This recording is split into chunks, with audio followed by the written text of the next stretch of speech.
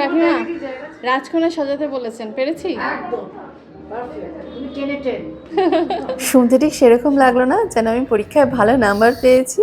হ্যাঁ, পরীক্ষাই বটে। আর পরীক্ষা দিতে যখন যাচ্ছি তখন সরস্বতী ঠাকুরকে তো প্রণাম করে যেতেই হয়।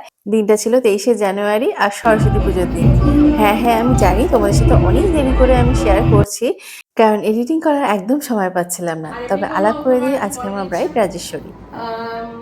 কলকাতা আমি চাইছি একটু জাস্ট ওপরটা দিয়ে, আমি জানি না ফেস স্ট্রাকচার হিসেবে দেখো সাইডের ভালো লাগবে কিনা, আর লুকস মানে একটু রানি রানি টাইপের দেখতে লাগুক, এরকম কোনো পার্টিকুলার লুক কোনো ভাবিনি। তোমাদের সাথে আজকে কয়েকটা কথা শেয়ার করি। একটা ব্রাইডকে সাজাতে যাওয়া মানে কিন্তু একটা পরীক্ষার চেয়ে কম কিছু নয়। কারণ ১ বছর আগে আমাদের সঙ্গে কনট্যাক্ট হলেও কথা হলেও আমরা ১ম বার কাছ থেকে কিন্তু ওই দিনকেই বিয়ের দিনেই ব্রাইডকে দেখি। আর ইনস্ট্যান্ট কিন্তু আমাদের তাদের ফেস অ্যানালাইসিস, স্কিন অ্যানালাইসিস করে নিতে হয়, হেয়ার অ্যানালাইসিসও করে নিতে হয়। আমাদের বুঝতে হয় তাদের স্কিনটা কিরকম, সেই স্কিনে কোন প্রোডাক্ট ভালো হবে, কোন প্রোডাক্ট সবচেয়ে ভালো হেলদি গ্লোয়ি একটা মেকআপ দেবে। শুধু তাই নয়, তার ফেস স্ট্রাকচার অনুযায়ী তাকে কিরকম কন্ট্যুর, হাইলাইটার, ব্লাশার করলে তাকে খুব সুন্দর লাগবে, তার ফেসটা 3D ডাইমেনশন হবে। তো সবকিছুই কিন্তু আমাদেরকে বুঝতে হয়। শুধু তাই নয়, তার ফেসের সাথে হেয়ারটা তাকে ভালো লাগবে কিনা, কিরকম হেয়ারস্টাইল করলে ভালো লাগবে, কিরকম আই মেকআপ করলে ভালো লাগবে, এভরিথিং কিন্তু আমাদের ইন ডিটেইলে কিন্তু বুঝে নিতে হয়। আর সবথেকে বড় কথা যেটা, সেদিনকে যে ব্রাইডের বিশেষ দিন, ব্রাইডের ইচ্ছাটাও কিন্তু আমাদের প্রায়োরিটি দিতে হয়। শুধু তাই নয়, তার ফ্যামিলি মেম্বাররাও যাতে হ্যাপি হয় সেটাও আমাদের মাথায় রাখতে হয়।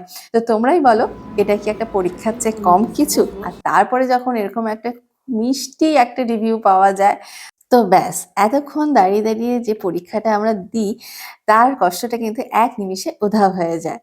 ও হ্যাঁ, একটা কথা তো তোমাদের বলাই হয়নি। রাজেশ্বরীর বিয়ের জন্য কিন্তু কাকিমা মানে ওর মাই কিন্তু আমাকে বুকিং করে এবং A to Z সমস্ত কথা কিন্তু কাকিমার সাথেই হয়। সত্যি আমার মুখে কি সুন্দর মানাচ্ছে। গাইস এগুলো সিম্পল মুখোশ, it will go so freaking.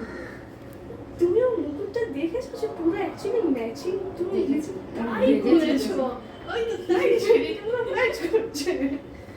টিপটা তো এই জানিস তো, মা যেরকম বলেছিল একদম পারফেক্ট হয়েছে, মা জাস্ট স্যাটিসফাইড হতে চলেছে।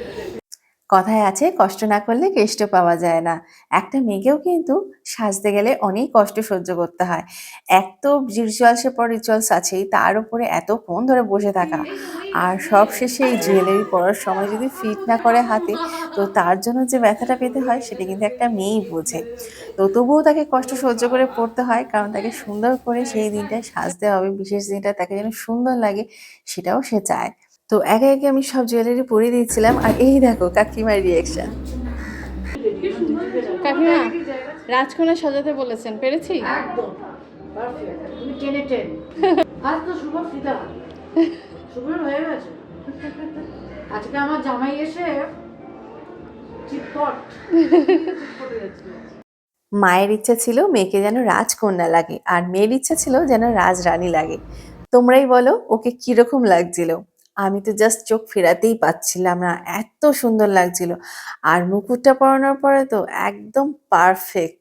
নামেও যেমন রাজেশ্বরী আর দেখতেও লাগছিল ঠিক তাই। আর এই প্রথমবার ও নিজেকে আয়নায় দেখলো। খুব সুন্দর লাগছে, খুব সুন্দর সাজিয়েছে। স্যাটিসফাইড? লক্ষ্মীর মতো? হ্যাঁ একদম লক্ষ্মীর মতনই আছে। ভীষণ মিষ্টি লাগছে।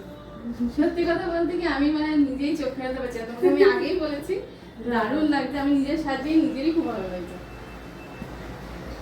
সুন্দর হয়েছে।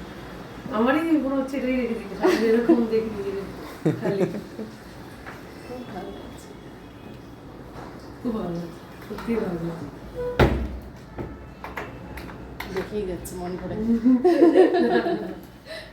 আচ্ছা, তোমাদের যাতে সামনে বিয়ে আর এরকম সুন্দরভাবে তোমরা সাজাতে চাইছো তোমাদের বিয়ের দিনে, তো ঝটপট করে যোগাযোগ করো আমার স্ক্রিনে দেওয়া ফোন নাম্বারে। কারণ আমাদের 2026 সাতাশে ব্রাইডাল বুকিং কিন্তু অলরেডি শুরু হয়ে গেছে। তো দেখা হবে খুব তাড়াতাড়ি নেক্সট ভিডিওতে।